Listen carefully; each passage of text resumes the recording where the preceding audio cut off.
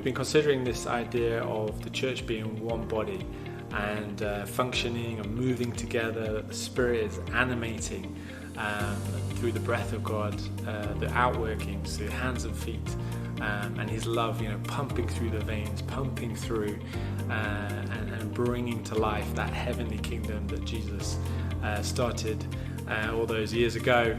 And in Ephesians, where it talks about there is one body, one Spirit, and we were called to that one hope.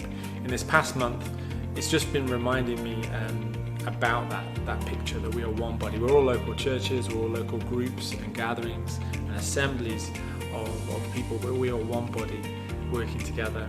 And we saw this vividly this month in Malawi with Ashwood Church. They brought a team to facilitate and to partner with Hope Missions, which they have been doing for many years. They did some training with leaders, hundreds of leaders, some women, to do some empowerment training through their tailoring groups and business enterprises that they have there. We also had the opportunity of Helen Harrison doing some training in trauma healing and trauma counselling, which is so needed in Malawi and a lot of other places. So we were really privileged that happened.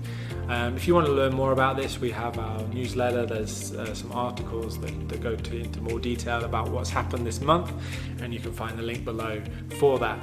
Going back to this one body idea, in Ezekiel, it has this amazing picture of these dry bones coming together, flesh on flesh, bone, muscle coming over, ligaments, all this thing. It sounds a bit gruesome, but it's all about function and movement. So in Ezekiel, so we say it, it says, the sovereign Lord has come to breathe breath into the bones. Our bones were dried up, and our hope was gone. We were cut off. And then he also talks about God saying to Ezekiel, these bones that were dry and everything, these are the people. These are the people. And it's the muscles, it's the connections that come over that start to bring function back, to start to bring life back.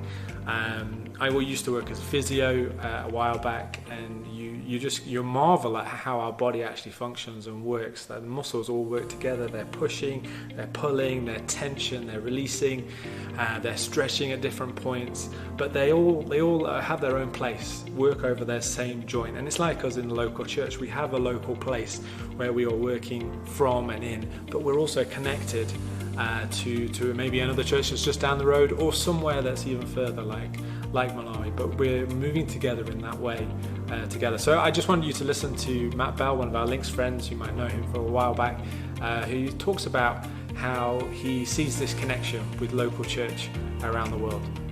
We get to make a difference together. So I always say to our church, listen, not everybody can go, but we can all be a part. And I think there's that sense of ownership as we do things together. And the thing I love about it for us is it just reminds us that the church is not just parochial. We're not just looking in our own local communities, but the church is right across the world, and it's thriving and flourishing, and we get to be a part of it. So as you can see, this idea of this connection that just really starts to bring life to that idea that we're all one body and we're working together hand in hand, parallel or different. We've got different strengths, different weaknesses, different positions. But for it to work well, there needs to be a tension. Sometimes there needs to be a release somewhere, there needs to be momentum somewhere, there needs to be the right positioning. One muscle, when it's tight, it can limit the function of another part, or when it's too strong, it can overpower, and that intention can even cause injury. And I see this the same sort of way as we partner around the world as one body. That God is encouraging us. Sometimes, we've got to live in that tension, that kind of resting state that keeps us upright, that keeps us ready to move, ready to allow the Spirit of God to say, okay, this is the way to go. It might be that we need to release our tight pockets sometimes and say, okay, we're going to release into that other connection.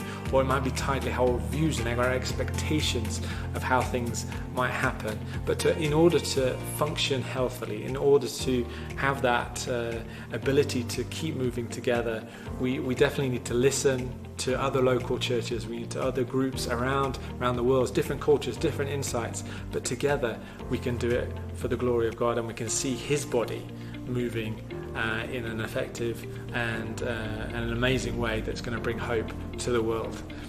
So my prayer is that wherever you're connected at the moment, wherever you're positioned, wherever you feel this is the place where I am, that you and your church community, you start to see that call, whether it is just down the road, whether it is even into a different culture in a different place, and you start to connect with those around you, not just so that you can say, hey, I'm connected to this part, well, how great is that, but actually connected for action. So have a blessed month, Links family. Let's not give up on connection despite living in that tension.